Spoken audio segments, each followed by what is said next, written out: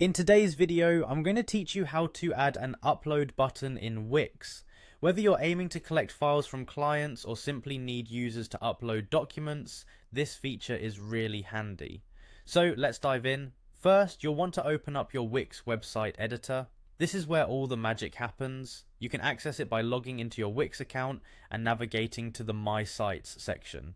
Once here, click the Edit Site button and your editor will open up, displaying your current web page layout. Now we're ready to add an upload button. Start by locating and clicking on the plus icon in the menu on the left side of the editor dashboard.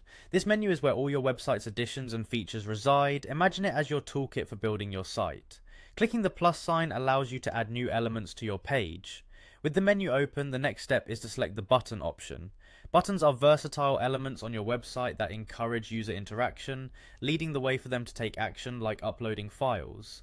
Now under the button category you will find the Upload Buttons option. Click on it. These buttons are specifically designed to allow users to upload files directly to your site. They're essential for any business website requiring file submissions, like resumes, design files, or photos. Once you've selected the upload buttons, you'll see various template options. Choose the one that best suits your needs and aesthetic preferences. Each template comes with different styles and functionalities, so take your time to pick the one that aligns with your vision for the site. After you've added the button, it's time to click on the Settings option for your newly added upload button. Here you can configure what types of files can be uploaded. Simply click on Supported File Type to specify whether you want to allow images, documents, or any other file formats. This step is crucial in ensuring that users upload the correct file types needed for your site. Next, configure the max number of files. This option allows you to set the maximum number of files a user can upload at once.